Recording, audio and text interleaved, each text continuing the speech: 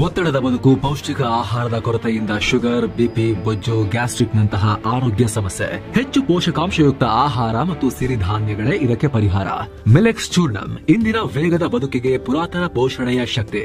ಇದು ಸಿರಿಧಾನ್ಯ, dry fruits, ಮೊಳಕೆ ಕಾಳುಗಳು, ಧಾನ್ಯಗಳು ಹಾಗೂ ಸೀಡ್ಸ್ ಇಂದ ಸಮೃದ್ಧವಾಗಿದೆ. ಬನ್ನಿ ಮತ್ತೆ ಸಾಂಪ್ರದಾಯಿಕ ಸಿರಿಧಾನ್ಯಗಳಿಗೆ ಹಿಂದಿರುಗೋಣ.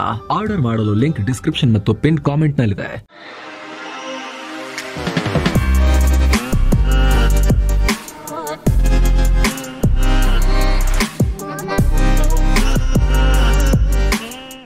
ಹಾಯ್ ಫ್ರೆಂಡ್ಸ್, ದಿನದ ಎಲ್ಲ ಪ್ರಮುಖ ಸುದ್ದಿಯನ್ನು ನಿಮಗೆ ತಲುಪಿಸುವ mastmaga.com ನ ಫುಲ್ ನ್ಯೂಸ್ಗೆ ಸ್ವಾಗತ. ನಾನು ಅಮರ್ ಪ್ರಸಾದ್.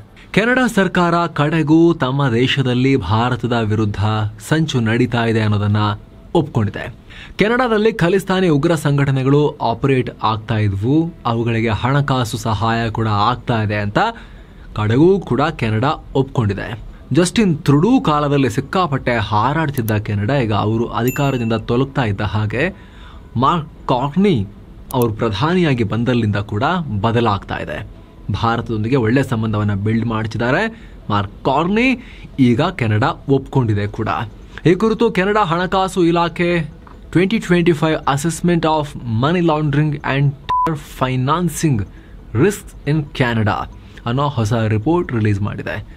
ಇದರಲ್ಲಿ ಖಲಿಸ್ತಾನಿ ಉಗ್ರಗಾಮಿ ಗುಂಪುಗಳೊಂದಿಗೆ ಅನೇಕ ಉಗ್ರ ಸಂಘಟನೆಗಳಿಗೆ ಕೆನಡಾದಿಂದ ಹಣ ಸಹಾಯ ಆಗ್ತಾ ಇದೆ, ರಾಜಕೀಯ ಪ್ರೇರಿತ ಹಿಂಸಾಚಾರಗಳಿಗೆ ಸಂಬಂಧಪಟ್ಟಂತೆ ಫಂಡಿಂಗ್ ಆಗ್ತಿದೆ ಅಂತ ಉಲ್ಲೇಖಿಸಲಾಗಿದೆ. ಹಮಾಸ್, ಹೆಜ್ಬುಲ್ಲಾ ಜೊತೆಗೆ ಖಲಿಸ್ತಾನಿ ಉಗ್ರಗಾಮಿ ಸಂಘಟನೆಗಳಾದ ಬಬ್ಬರ್ ಖಾಲ್ಸಾ ಇಂಟರ್ನ್ಯಾಷನಲ್ ಮತ್ತು ಇಂಟರ್ನ್ಯಾಷನಲ್ ಸಿಖ್ ಯೂತ್ ಫೆಡರೇಷನ್ ಗುಂಪುಗಳನ್ನು ಕೆನಡಾದ ಕ್ರಿಮಿನಲ್ ಕೋಡ್ ಅಡಿಯಲ್ಲಿ ಬರೋ ಪೊಲಿಟಿಕಲಿ ಮೋಟಿವೇಟೆಡ್ ವೈಲೆಂಟ್ ಎಕ್ಸ್ಟ್ರೀಮಿಸಂ ಕ್ಯಾಟಗರಿಗೆ ಸೇರಿಸಿದ್ದಾರೆ. ಅಷ್ಟೇ ಅಲ್ಲದೆ ಖಲಿಸ್ತಾನಿ ಉಗ್ರಗಾಮಿ ಗುಂಪುಗಳು ಭಾರತದ ಪಂಜಾಬ್ ಒಳಗೊಂದು ಸ್ವತಂತ್ರ ದೇಶ ನಿರ್ಮಾಣ ಮಾಡೋಕೆ ಹಿಂಸಾಚಾರಕ್ಕೆ ಸಪೋರ್ಟ್ ಮಾಡ್ತಿದ್ದಾರೆ. ಕೆನಡಾ ಸೇರಿ ಅನೇಕ ದೇಶಗಳಿಂದ ಈ ಗುಂಪುಗಳಿಗೆ ಫಂಡಿಂಗ್ ಆಗ್ತಿರೋ ಅನುಮಾನ ಇದೆ. ಈ ಉಗ್ರ ಗುಂಪುಗಳು ಚಾರಿಟಿಗೆ ಬಂದ ಹಣವನ್ನು ಕೂಡ ಮಿಸ್ಯೂಸ್ ಮಾಡ್ಕೊಳ್ತಿದ್ದಾರೆ. ಹಾಗೆ ಮಾದಕ ವಸ್ತುಗಳ ಕಳ್ಳ ಸಾಗಾಣಿಕೆ ಹಾಗೂ ವಾಹನಗಳನ್ನು ಕದ್ದು ಕೂಡ ದುಡ್ಡು ಮಾಡ್ತಿದ್ದಾರೆ. ಈ ಖಲಿಸ್ತಾನಿ ಸಂಘಟನೆಗಳಂತೂ ವಿದೇಶಗಳಲ್ಲಿರೋ ಭಾರತೀಯರಿಂದ ಮತ್ತು NGOಗಳಿಂದ ಹಣ ಪಡೆದು ಹಿಂಸಾಚಾರ ಕೃತ್ಯಗಳಿಗೆ ಬಳಸ್ಕೊಳ್ತಿದ್ದಾರೆ.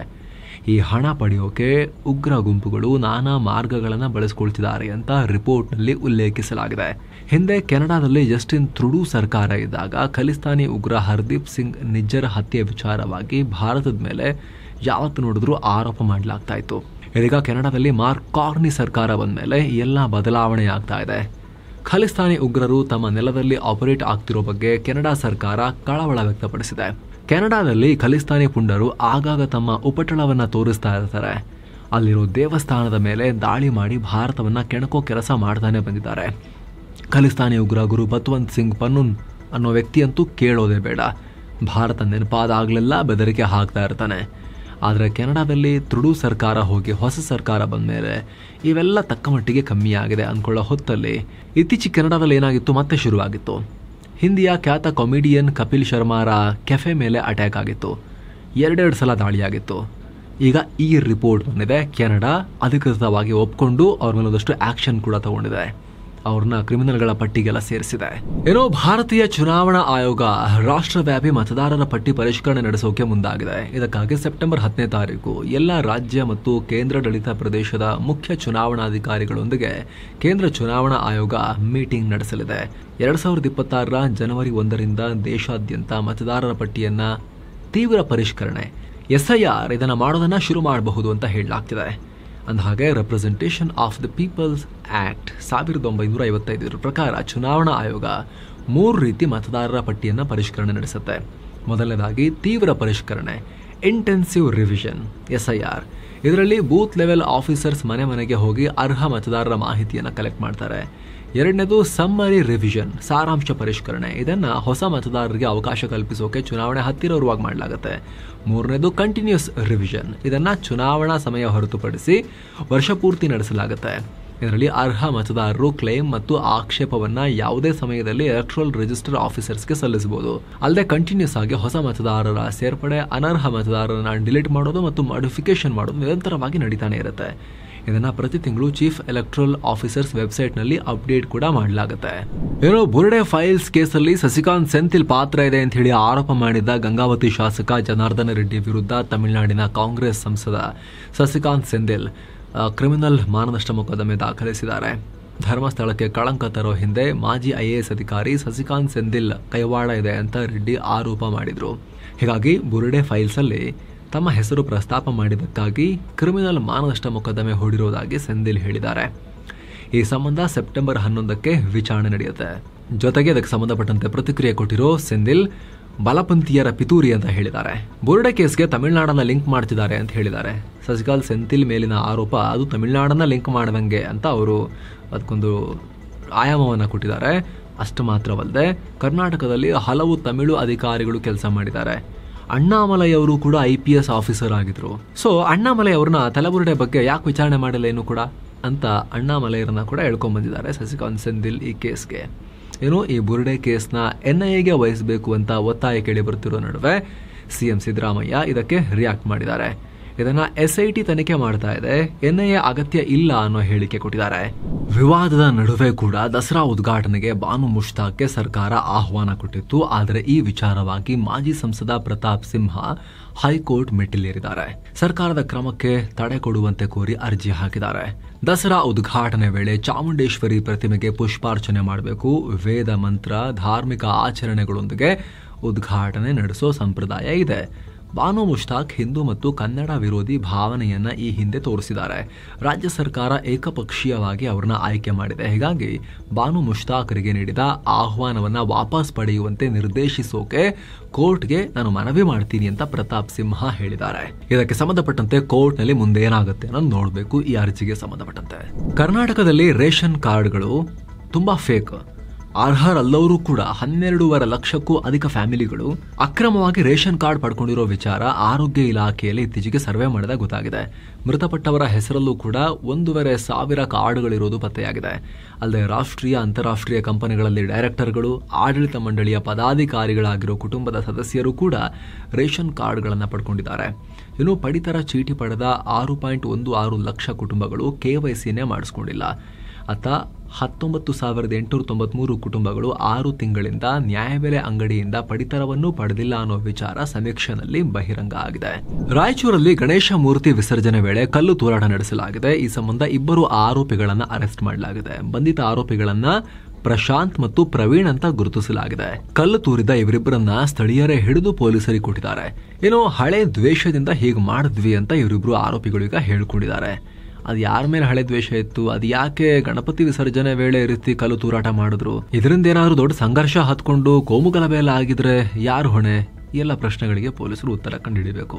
ಏನು ಭೂಸೇನಾ ಮುಖ್ಯಸ್ಥ ಜನರಲ್ ಉಪೇಂದ್ರ ದ್ವಿವೇದಿ ಮಹತ್ವದ ಹೇಳಿಕೆ ಕೊಟ್ಟಿದ್ದಾರೆ. ಭೂಸೇನೆ, ವಾಯುಪಡೆ ಮತ್ತು ನೌಕಾಪಡೆ ಒಂದೇ ಕಮಾಂಡ್ ಅಡಿ ಖಂಡಿತವಾಗ್ಲೂ ಕೆಲಸ ಮಾಡ್ತೀವಿ, ಆ ಕಾಲ ಬಂದೇ ಬರುತ್ತೆ ಅಂತ ಹೇಳಿದ್ದಾರೆ. 3 ಪಡೆಗಳು ಒಟ್ಟಾಗಿ ಕೆಲಸ ಮಾಡೋ ಟೈಮ್ ಇವತ್ತೇ ಬರ್ಬೋದು, ನಾಳೆ ಬರ್ಬೋದು. ಆದರೆ ಅವೆಲ್ಲ ಆಗೋಕೆ ಎಷ್ಟು ಟೈಮ್ ತಗೊಳುತ್ತೆ ಅನ್ನೋದು ನೋಡ್ಬೇಕಷ್ಟೇ. ಬಟ್ ಆಗಬೇಕು. ಇದು ಆಗಬೇಕು ಅಂದ್ರೆ ಮೊದಲು ಸಶಸ್ತ್ರ ಪಡೆಗಳು ಒಟ್ಟಾಗಿ ಪ್ಲಾನ್ ಮಾಡಿ ಕೆಲಸ ಮಾಡೋದನ್ನ ಕಲಿಬೇಕು. ಯುದ್ಧಗಳಲ್ಲಿ ಕೇವಲ ಸೇನೆ ಮಾತ್ರ, ಭೂಸೇನೆ ಮಾತ್ರ ಹೋರಾಡಲ್ಲ. ಇದಕ್ಕೆ BSF, ITBP, cyber, ISRO, railway, civil aviation, ರಾಜ್ಯ ಸರ್ಕಾರಗಳು ಕೂಡ ಇನ್ವಾಲ್ವ್ ಆಗ್ತವೆ. ಇಷ್ಟೊಂದು ಏಜೆನ್ಸಿಗಳು ಬೇರೆ ಬೇರೆಯಾಗಿ ಕೆಲಸ ಮಾಡಿದ್ರೆ ಕನ್ಫ್ಯೂಷನ್ ಇರುತ್ತೆ. ಇದರಿಂದ ಒಂದೇ ಕಮಾಂಡ್ ಅಡಿಯಲ್ಲಿ ಕೆಲಸ ಮಾಡೋದು ಅನಿವಾರ್ಯ ಅಂತ ಹೇಳಿದ್ದಾರೆ. ಇತ್ತೀಚೆಗಷ್ಟೇ ವಾಯುಪಡೆ ಮುಖ್ಯಸ್ಥರು air chief marshal AP Singh ಇದಕ್ಕೆ ವಿರುದ್ಧವಾದ ಹೇಳಿಕೆ ಕೊಟ್ಟಿದ್ರು. ಆದರೆ ನೌಕಾಪಡೆ ಸಪೋರ್ಟ್ ಮಾಡಿತ್ತು. ಈಗ ಭೂಸೇನಾ ಮುಖ್ಯಸ್ಥರು ಕೂಡ ಥಿಯೇಟರ್ ಕಮಾಂಡ್ ಆಗಲೇಬೇಕು ಅಂತ ಹೇಳಿದ್ದಾರೆ. ಹಾಗಿದ್ರೆ ಏನು ಥಿಯೇಟರ್ ಕಮಾಂಡ್, ಇದು ಹೆಂಗೆ ಕೆಲಸ ಮಾಡುತ್ತೆ, ಪ್ಲಾನ್ ಏನು? ಇದಕ್ಕೆ ಸಂಬಂಧಪಟ್ಟಂತೆ ಈ ವಿಶೇಷ ವರದಿಯಲ್ಲಿ ನಾವು ಡೀಟೇಲ್ ಆಗಿ ಎಕ್ಸ್ಪ್ಲೇನ್ ಮಾಡಿದೀವಿ ಸ್ನೇಹಿತರೆ. ಫುಲ್ ನ್ಯೂಸ್ ಎಂಡಲ್ಲಿ ಸ್ಕ್ರೀನ್ ಮೇಲೆ ತರ್ತೀವಿ. ಫುಲ್ ನ್ಯೂಸ್ ಮುಗಿತಾ ಆ ವಿಡಿಯೋಗೆ ಜಂಪ್ ಆಗ್ಬೋದು. ಮುಂದಿನ ಸುದ್ದಿ ಅಂತ ಈಗ ಗಮನ ಹರಿಸೋಣ ನಾವು. ಈ ನಡುವೆ CDS general Anil Chauhan Bharat China ನಡುವಿನ ಗಡಿ ಸಮಸ್ಯೆ ಬಗ್ಗೆ ಮಾತನಾಡಿದ್ದಾರೆ. ಚೀನಾ ಜೊತೆಗಿನ ಗಡಿ ಸಮಸ್ಯೆ ಸದ್ಯ ಭಾರತಕ್ಕಿರೋ ಅತಿ ದೊಡ್ಡ ಸಮಸ್ಯೆ ಅಂತ ಹೇಳಿದ್ದಾರೆ. ಹಾಗೆ ಭಾರತಕ್ಕಿರೋ 2ನೇ ಅತಿ ದೊಡ್ಡ ಸಮಸ್ಯೆ ಅಂದ್ರೆ ಪಾಕಿಸ್ತಾನ ನಮ್ಮ ಮೇಲೆ ನಡೆಸೋ ಪ್ರಾಕ್ಸಿ ಯುದ್ಧ, ಕದ್ದು ಮುಚ್ಚಿ ಮಾಡೋ ಕೀಟಲೆ. ಇದೆರಡಕ್ಕೂ ಭಾರತ ರೆಡಿ ಆಗಿರಬೇಕು ಅನ್ನೋ ಹೇಳಿಕೆಯನ್ನ ಕೊಟ್ಟಿದ್ದಾರೆ. ಏನೋ ಮುಂದಿನ ವಾರ ಬ್ರಿಕ್ಸ್ ಗ್ರೂಪ್ ನ ವರ್ಚುವಲ್ ಸಮಿಟ್ ನಡೆಸೋಣ ಅಂತ ಹೇಳಿ ಬ್ರೆಜಿಲ್ ಅಧ್ಯಕ್ಷ ಲೂಯಿಸ್ ಇನಾಸಿಯೋ ಲುಲಾ ಡೆ ಸಿಲ್ವಾ ಕರೆ ಕೊಟ್ಟಿದ್ರು. ಮೀಟ್ ಆಗೋಣ ಒಂದ್ಸಲಿ ವರ್ಚುವಲ್ ಆಗಿ ಅಂತ. ಈ ವರ್ಚುವಲ್ ಶೃಂಗಸಭೆಯಲ್ಲಿ S ಜೈಶಂಕರ್ ಭಾರತವನ್ನ ಪ್ರತಿನಿಧಿಸ್ತಾರೆ. ಟ್ರಂಪ್ ಆಡಳಿತದ ಟ್ಯಾರಿಫ್ ನಿಂದ ಉಂಟಾಗಿರೋ ವ್ಯಾಪಾರ ಸಮಸ್ಯೆ ಬಗ್ಗೆ ಇಲ್ಲಿ ಚರ್ಚೆ ನಡೆಸಲಾಗುತ್ತೆ.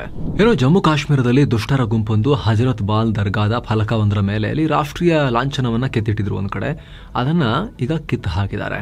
ಪ್ರವಾದಿ ಮಹಮ್ಮದ್ರ ಜನ್ಮದಿನದಂದು ಸಾರ್ವಜನಿಕ ರಜೆ ಕೊಡೋಕೆ ಜಮ್ಮು ಕಾಶ್ಮೀರ ಲೆಫ್ಟಿನೆಂಟ್ ಗವರ್ನರ್ ನಿರಾಕರಿಸಿದ್ರು ಮನೋಜ್ ಸಿನ್ಹಾ. ಇದರಿಂದ ಧಾರ್ಮಿಕ ಭಾವನೆಗಳಿಗೆ ಧಕ್ಕೆಯಾಗಿದೆ ಅಂತ ಹೇಳಿ ಸಿಎಂ ಉಮರ್ ಅಬ್ದುಲ್ಲಾ ಆರೋಪ ಮಾಡಿದ್ರು. ಅದರ ಬೆನ್ನಲ್ಲೇ ಈ ಘಟನೆಯಾಗಿದೆ. ಇನ್ನು ರಾಷ್ಟ್ರ ಲಾಂಛನ ಧ್ವಂಸ ಮಾಡಿರೋ ಘಟನೆ ಬಗ್ಗೆ ಜಮ್ಮು ಕಾಶ್ಮೀರದ ವಕ್ಫ್ ಬೋರ್ಡ್ ಅಧ್ಯಕ್ಷೆ ಡಾಕ್ಟರ್ ದಾರಾಕ್ಷಣ್ ಅಂದ್ರಾಬಿ ರಿಯಾಕ್ಟ್ ಮಾಡಿದ್ದಾರೆ. ಇದೊಂದು ಭಯೋತ್ಪಾದಕ ಕೃತ್ಯ ಅಂತ ಕರೆದಿದ್ದಾರೆ. ಇದರ ಹಿಂದೆ ರಾಜಕೀಯ ಕಾರಣಗಳಿವೆ. ಹಜರತ್ ಬಾಲ್ ದರ್ಗಾ ಮತ್ತು ಕಾಶ್ಮೀರಕ್ಕೆ ಅಗೌರವ ಮಾಡೋಕೆ ಈ ರೀತಿ ಮಾಡಿದ್ದಾರೆ ಅಂತ ಅವರು ಟೀಕಿಸಿದ್ದಾರೆ ದಾಳಿಕೋರರನ್ನ. ಆದರೆ ಸಿಎಂ ಒಮರ್ ಅಬ್ದುಲ್ಲಾ ಮಾತ್ರ ರಿಯಾಕ್ಟ್ ಮಾಡಿ, ರಾಷ್ಟ್ರೀಯ ಲಾಂಛನನ ಅದಲ್ಲಿ ಹಾಕಿತ್ತು, ಧಾರ್ಮಿಕ ಸ್ಥಳ ಅಲ್ವಾ, ಸರ್ಕಾರಿ ಸಂಸ್ಥೆಗಳಲ್ಲಿ ಬಳಸಿ ಧಾರ್ಮಿಕ ಸ್ಥಳಗಳಲ್ಲಿ ಏಕೆ ಇಟ್ಟಿದ್ರು, ತಗೊಂಡೋಗಿ ಸರ್ಕಾರಿ ಲಾಂಛನವನ್ನ ಅಂತ ಹೇಳಿ ದಾಳಿಕೋರರನ್ನ ಡಿಫೆಂಡ್ ಮಾಡ್ಕೊಂಡಿದ್ದಾರೆ. ಈಗ ಹಿಮಾಚಲ ಪ್ರದೇಶದಲ್ಲಿ ಮಳೆಯ ಆರ್ಭಟ ಮಿತಿ ಮೀರ್ತಾ ಇದೆ. 360ಕ್ಕೆ ಏರಿಕೆಯಾಗಿದೆ ಪ್ರಾಣ ಕಳ್ಕೊಂಡವರ ಸಂಖ್ಯೆ. ಈ ಪೈಕಿ 197 ಮಂದಿ ಮಳೆಗೆ ಸಂಬಂಧಪಟ್ಟ ದುರಂತದಲ್ಲಿ ಮೃತಪಟ್ಟರೆ 163 ಜನ ಮಳೆಯಿಂದ ಆದ ರಸ್ತೆ ಅಪಘಾತಗಳಲ್ಲಿ ಪ್ರಾಣ ಕಳ್ಕೊಂಡಿದ್ದಾರೆ. ದಿಲ್ಲಿಯಲ್ಲೂ ಕೂಡ ಜೋರಾಗಿ ಮಳೆಯಾಗ್ತಿದೆ. ಇತ್ತೀಚೆಗೆ ಮಳೆಯಿಂದಾಗಿ ಜಮ್ಮು ಕಾಶ್ಮೀರ, ಹಿಮಾಚಲ ಪ್ರದೇಶ, ಪಂಜಾಬ್ ಮತ್ತು ಉತ್ತರಾಖಂಡ್ ಅಂತೂ ಅಲ್ಲೋಲ ಕಲ್ಲೋಲ ಆಗ್ತಾ ಇದಾವೆ. ಈ ನಡುವೆ ಪಿಎಂ ನರೇಂದ್ರ ಮೋದಿ ಪ್ರವಾಹ ಪೀಡಿತ ಉತ್ತರ ಭಾರತ ರಾಜ್ಯಗಳಿಗೆ ಭೇಟಿ ಕೊಡೋ ನಿರೀಕ್ಷೆ ಇದೆ.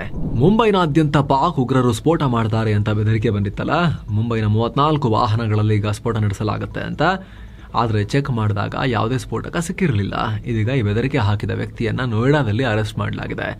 ಬಂಧಿತ ವ್ಯಕ್ತಿಯನ್ನ ಅಶ್ವಿನ್ ಕುಮಾರ್ ಸುಪ್ರಾ ಅಂತ ಗುರುತಿಸಲಾಗಿದೆ. ಈತ ಮೂಲತಃ ಬಿಹಾರದ ಪಾಟ್ನಾ ಮೂಲದ ವ್ಯಕ್ತಿ. ನೋಯ್ಡಾದಲ್ಲಿ ಜ್ಯೋತಿಷ್ಯ ಕೆಲಸ ಮಾಡ್ತಿದ್ದ ಆಸ್ಟ್ರಾಲಜರ್. 2023ರಲ್ಲಿ ಅಶ್ವಿನ್ ಕುಮಾರ್ ಸ್ನೇಹಿತ ಫಿರೋಜ್ ಅನ್ನೋ ವ್ಯಕ್ತಿ ಅಶ್ವಿನ್ ಮೇಲೆ ದೂರು ಕೊಟ್ಟಿದ್ದ. ಇದರಿಂದ ಅಶ್ವಿನ್ 3 ತಿಂಗಳು ಜೈಲಿಗೆ ಕೂಡ ಹೋಗಿ ಬಂದಿದ್ದ. ಈಗ ಫಿರೋಜ್ ಮೇಲೆ ಸೇಡು ತೀರಿಸ್ಕೊಳ್ಳೋಕೆ ಆತನ ಹೆಸರಲ್ಲಿ ಈ ರೀತಿ ಸ್ಫೋಟಕ ಇಟ್ಟಿರೋ ಬೆದರಿಕೆ ಹಾಕಿದ್ದ. ಪೊಲೀಸರು ಫಿರೋಜ್ನ ಅರೆಸ್ಟ್ ಮಾಡ್ತಾರೆ ಅಂತ ಅಶ್ವಿನ್ ಅಂದ್ಕೊಂಡಿದ್ದ. ಆದ್ರೆ ಈಗ ಪೊಲೀಸರ ಕೈಗೆ ತಾನೇ ಸಿಕ್ಕಾಕೊಂಡು ಲಾಕ್ ಆಗಿದ್ದಾನೆ. ಛತ್ತೀಸ್ಗಢದ ನಾರಾಯಣಪುರ ಜಿಲ್ಲೆಯ ಅಬುಜ್ಮಾದ್ ಅರಣ್ಯ ಪ್ರದೇಶದಲ್ಲಿ ನಕ್ಸಲರು ಮತ್ತು ಭದ್ರತಾ ಪಡೆಗಳ ನಡುವೆ ಚಕಮಕಿಯಾಗಿದೆ. ಪರಿಣಾಮ 5 ರಿಂದ 6 ನಕ್ಸಲರು ಮೃತಪಟ್ಟಿದ್ದಾರೆ. ಈ ಭಾಗದಲ್ಲಿಯೂ ಕೂಡ ಕಾರ್ಯಾಚರಣೆ ಜೋರಾಗಿ ನಡೀತಾ ಇದೆ. ಈ ಅಬುಜ್ಮಾದ್ ಅರಣ್ಯ ಪ್ರದೇಶದಲ್ಲಂತೂ ಹಲವು ತಿಂಗಳಿಂದ ಕಾರ್ಯಾಚರಣೆ ನಡೀತಾ ಇದೆ. ಈ ಪ್ರದೇಶದಲ್ಲಿ ನಕ್ಸಲರಿಂದ ಗ್ರೆನೇಡ್ ಲಾಂಚರ್ ಸೇರಿ ಅನೇಕ ಶಸ್ತ್ರಾಸ್ತ್ರಗಳನ್ನು ಕೂಡ ವಶಕ್ಕೆ ಪಡೆಯಲಾಗಿದೆ. ಏನೋ ಪಿಎಂ ನರೇಂದ್ರ ಮೋದಿ ಮತ್ತು ಫ್ರಾನ್ಸ್ ಅಧ್ಯಕ್ಷ ಇಮಾನ್ಯುಯಲ್ ಮ್ಯಾಕ್ರಾನ್ ಫೋನ್ ಕಾಲ್ನಲ್ಲಿ ಮಾತನಾಡಿದ್ದಾರೆ. ಈ ಕುರಿತು ಪಿಎಂ ಮೋದಿ ಮಾಹಿತಿ ಹಂಚಿಕೊಂಡಿದ್ದಾರೆ. ಹಲವು ಕ್ಷೇತ್ರಗಳಲ್ಲಿ ದ್ವಿಪಕ್ಷೀಯ ಸಹಕಾರವನ್ನು ಹೆಚ್ಚಿಸುವ ಕುರಿತು ಚರ್ಚೆ ನಡೆಸಲಾಗಿದೆ. ಅಲ್ಲದೆ ಯುಕ್ರೇನ್ ಯುದ್ಧ ಸೇರಿ ಅನೇಕ ಅಂತಾರಾಷ್ಟ್ರೀಯ ಮತ್ತು ಪ್ರಾದೇಶಿಕ ವಿಚಾರದ ಕುರಿತು ಚರ್ಚೆ ನಡೆದಿದೆ. ಜಾಗತಿಕ ಶಾಂತಿ ಮತ್ತು ಸ್ಥಿರತೆಯನ್ನು ಕಾಪಾಡೋಕೆ ಭಾರತ ಮತ್ತು ಫ್ರಾನ್ಸ್ ಒಟ್ಟಾಗಿ ಕೆಲಸ ಮಾಡಲಿದ್ದಾರೆ ಅಂತ ಮೋದಿ ಪೋಸ್ಟ್ ಹಾಕಿದ್ದಾರೆ. ಏನೋ ಚೀನಾ ಅಧ್ಯಕ್ಷ ಶಿ ಜಿನ್ಪಿಂಗ್ ರಾಷ್ಟ್ರಪತಿ ದ್ರೌಪದಿ ಮುರ್ಮುಗೆ ಸೀಕ್ರೆಟ್ ಪತ್ರವೊಂದನ್ನು ಕಳಿಸಿದ್ದಾರೆ ಅಂತ ಬ್ಲೂಮ್ಬರ್ಗ್ ರಿಪೋರ್ಟ್ ಮಾಡಿತ್ತು. ಭಾರತದೊಂದಿಗೆ ದ್ವಿಪಕ್ಷೀಯ ಸಂಬಂಧ ವೃದ್ಧಿ ಮಾಡಿಕೊಳ್ಳೋದಕ್ಕೆ ಶಿ ಜಿನ್ಪಿಂಗ್ ಪತ್ರ ಬರೆದಿದ್ರು ಅಂತ ಉಲ್ಲೇಖ ಮಾಡಿತ್ತು. ಆದರೆ ಭಾರತದ ವಿದೇಶಾಂಗ ಸಚಿವಾಲಯ ಈ ವರದಿಯನ್ನ ಅಲ್ಲಗಳೆದಿದೆ. ಶಿ ಜಿನ್ಪಿಂಗ್ ಅವರು ರಾಷ್ಟ್ರಪತಿಗೆ ಈ ರೀತಿ ಯಾವುದೇ ಪತ್ರವನ್ನ ಬರೆದಿಲ್ಲ ಅಂತ ವಿದೇಶಾಂಗ ಇಲಾಖೆ ಹೇಳಿದೆ. ಆನ್ಲೈನ್ ಗೇಮಿಂಗ್ ನ ರೀಚ್ ಯಾವ ಲೆವೆಲ್ಗಿತ್ತು, ಯಾವ ತರ ಜನ UPI ನಲ್ಲಿ ಪೇಮೆಂಟ್ ಮಾಡಿ ದುಡ್ಡು ಕಳ್ಕೊಳ್ತಾ ಇದ್ರು ಅಂದ್ರೆ ಈಗ ನೋಡಿ ಒಂದು ಡೇಟಾ. ಇತ್ತೀಚೆಗೆ ಬ್ಯಾನ್ ಮಾಡಿದಾರಲ್ಲ ಆನ್ಲೈನ್ ಮನಿ ಗೇಮ್ಗಳನ್ನ. ಇದರ ಬೆನ್ನಲ್ಲಿ ದೇಶದಲ್ಲಿ UPI ಟ್ರಾನ್ಸಾಕ್ಷನ್ನೇ ಬಿದ್ದು ಹೋಗಿದೆ. ಸ್ವಲ್ಪ ಗೇಮ್ಸ್ನ ಬ್ಯಾನ್ ಮಾಡಿದ 9 ದಿನಗಳಲ್ಲಿ 2,500 ಕೋಟಿ ರೂಪಾಯಿನಷ್ಟು UPI ಟ್ರಾನ್ಸಾಕ್ಷನ್ ಆವರೇಜ್ ಡೌನ್ ಆಗಿದೆ ಅನ್ನೋದು national payments corporation of India ಡೇಟಾದಲ್ಲಿ ಈಗ ಬೆಳಕಿಗೆ ಬಂದಿದೆ. ಏನು ಮುಖೇಶ್ ಅಂಬಾನಿ ಅಲ್ಲ, ಅನಿಲ್ ಅಂಬಾನಿ ಮಾಲೀಕತ್ವದ ರಿಲಯನ್ಸ್ ಗ್ರೂಪ್ನೊಂದಿಗೆ ಏರೋಸ್ಪೇಸ್ ಮ್ಯಾನುಫ್ಯಾಕ್ಚರಿಂಗ್ ಜಂಟಿ ಉದ್ಯಮದಲ್ಲಿ ತನ್ನ ಶೇರ್ ಅನ್ನ ಹೆಚ್ಚಿಸಿಕೊಳ್ಳೋಕೆ ಈಗ ಫ್ರಾನ್ಸ್ನ ಡಸೋ ಮುಂದಾಗಿದೆ. ಡಸೋ ಅಂದ್ರೆ ರಫೈಲ್ ಎಲ್ಲ ಮಾಡ್ತಾರಲ್ಲ ಆ ಕಂಪನಿ. ಈ ಹಿಂದೆ ಡಸೋ ರಿಲಯನ್ಸ್ ಏರೋಸ್ಪೇಸ್ DRAL ಅನ್ನೋ ಕಂಪನಿ ಇತ್ತು. 49% ಶೇರ್ ಅನ್ನ ಅವರು ಹೊಂದಿದ್ರು. ಆದರೆ ಈಗ ಕಂಟ್ರೋಲಿಂಗ್ ಸ್ಟೇಕ್ ಅನ್ನ 51% ಅನ್ನ ಅವರೇ ಹೊಂದೋಕೆ ಆ ಮೂಲಕ ಡಸೋ ಇದನ್ನ ತನ್ನ ಕಂಟ್ರೋಲಿಗೆ ತಗೊಳ್ಳೋಕೆ ನಿರ್ಧಾರ ಮಾಡಿದೆ. ಇದಕ್ಕೆ ಸಂಬಂಧಪಟ್ಟಂತೆ ಡಸೋಗೆ ಷೇರುಗಳ ಮಾರಾಟ ಆಗ್ತಾ ಇದೆ ಅನ್ನೋ ಮಾಹಿತಿ ಬರ್ತಾ ಇದೆ. ನವೆಂಬರ್ ಒಳಗೆ ಈ ಪ್ರಕ್ರಿಯೆ ಕಂಪ್ಲೀಟ್ ಆಗಬಹುದು ಅಂತ ಹೇಳಲಾಗ್ತಿದೆ. ಈ ಮೂಲಕ ಡಸೋ ಭಾರತದಲ್ಲಿ ತುಂಬಾ ಸೀರಿಯಸ್ ಆಗಿ ವರ್ಕ್ ಮಾಡೋಕೆ ರೆಡಿ ಆಗ್ತಾ ಇದೆ. ಕಂಪನಿಯಲ್ಲಿ ತಾನೇ ಕಂಟ್ರೋಲ್ ಇಟ್ಕೊಳ್ಳೋ ಮೂಲಕ ತುಂಬಾ ಆಸಕ್ತಿಯನ್ನು ತೋರಿಸ್ತಾ ಇದೆ ಹಾಗೂ ಆತ್ಮವಿಶ್ವಾಸವನ್ನ ಮುಂದಿನ ದಿನಗಳಲ್ಲಿ ಇನ್ನಷ್ಟು ಇಲ್ಲಿ ಕೆಲಸ ಮಾಡೋದ್ರ ಬಗ್ಗೆ ಹೋಪ್ ಅನ್ನ ಕೂಡ ತೋರಿಸ್ತಾ ಇದೆ ಇಲ್ಲಿ. ಸೊ ಫ್ರೆಂಡ್ಸ್, ಇದಾಗಿತ್ತು ಇವತ್ತಿನ ಫುಲ್ ನ್ಯೂಸ್. ನಾವು ಕುಯ್ದಿಲ್ಲ, ಎಳೆದಿಲ್ಲ, ಕಿರಿಚಾಡಿಲ್ಲ, ಬರೀ ಸುದ್ದಿಯ ರೀತಿಯಲ್ಲಿ ತಲುಪಿಸುವ ಪ್ರಯತ್ನವನ್ನ ಮಾಡಿದ್ದೇವೆ. ನಮ್ಮ ಈ ಪ್ರಯತ್ನ ನಿಮಗೆ ಇಷ್ಟ ಆಗ್ತಾ ಇದ್ರೆ ದಯವಿಟ್ಟು mastmaga.com ಚಾನಲ್ಗೆ ಸಬ್ಸ್ಕ್ರೈಬ್ ಮಾಡಿ, ಪಕ್ಕದ ಬೆಲ್ ಐಕಾನ್ ಮೇಲೆ ಕ್ಲಿಕ್ ಮಾಡೋದನ್ನ ಯಾವುದೇ ಕಾರಣಕ್ಕೂ ಮರಿಬೇಡಿ. Thank you so much. ಮತ್ತೆ ಭೇಟಿ ಆಗ್ತಿರೋಣ. ನಮಸ್ತೆ.